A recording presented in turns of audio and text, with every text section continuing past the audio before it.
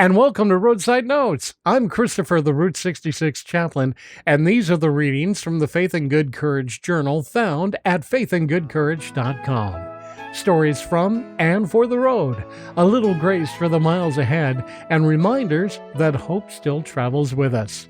This journal, The Boy Who Wanted to Watch, is from my entry on August 27th, 2026.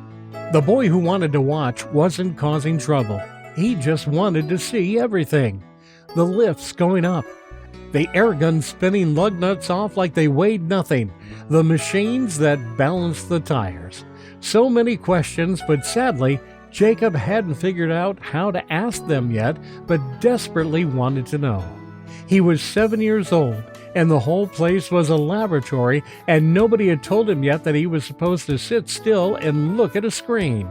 I was only supposed to be there for like 5 minutes. Tire pressure check on my way through Kingman, in and out, back on the road.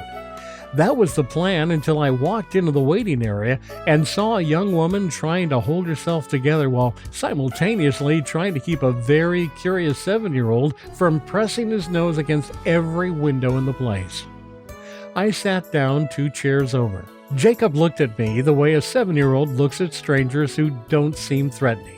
He was sizing me up. He was deciding. Then he pointed at the lift going up in the bay and asked me if I knew what that was called. That was the beginning of an hour I never planned and would never trade. Her name was Terry. Friends called her Tinker, she said. I know there was a story behind that, but we never quite got to it.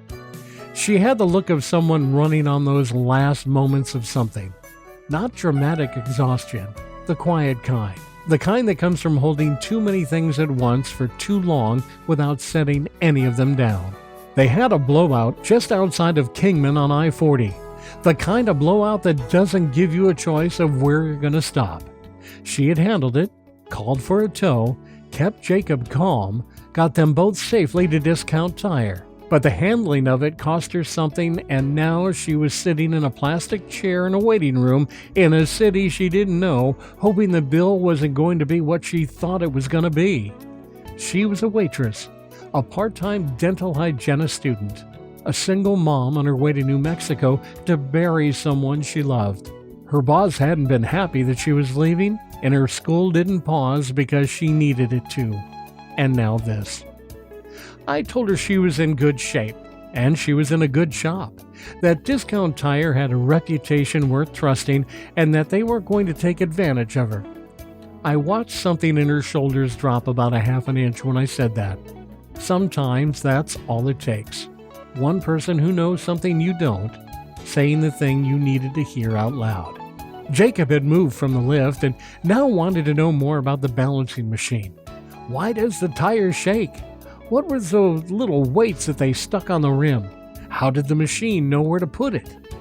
I answered every question as straight as I could, not talking down to him, not simplifying past the point of honesty. He wasn't looking for a children's version of the answer.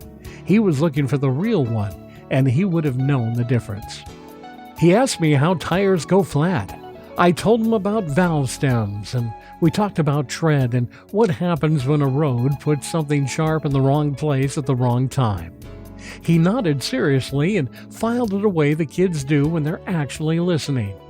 Then he asked me why guys in the bay were wearing gloves, and we talked about that too. Terry watched us from the chair. The tight look around her eyes had loosened. The tech came into the lobby with her bill, and it was fair.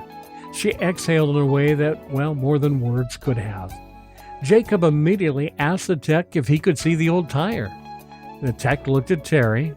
Terry looked at me. I shrugged and smiled. The tech took Jacob back to the bay to show him the blown-out tire up close and explain what had happened. Jacob came back with that kind of expression that only belongs to 7-year-olds that have been shown something real by someone who treated them like they were worth the explanation. Terry gathered their things, thanked me in the genuine way people thank when they mean it past politeness. She said that she felt better than she had all day. I told her the road to New Mexico was going to be fine, that she had already handled the hard part. that the family waiting for her needed exactly what she had, which was the kind of quiet strength that doesn't announce itself but holds everything together anyway. Jacob shook my hand, actually shook it like a man. I sat back down and I waited for my car. My 5 minutes had turned into an hour, and I wasn't even a little sorry about it. In my roadside reflection, the boy who wanted to watch didn't need to be managed or quieted or distracted with a screen. He needed someone to take his questions seriously and answer them straight. Terry didn't need to be fixed or rescued or given advice that she didn't ask for. She needed someone to tell her she was in a good place and that she was going to be okay. Neither of those things took a lot. They just took showing up and paying attention and being willing to stay a little bit longer than planned. You never know when a 5-minute stop is actually an hour that matters. Leave room for those. The road, and maybe even God, puts them in your path on purpose. Don't be in such a hurry that you miss them. Travel well, my friends. Have faith and good courage.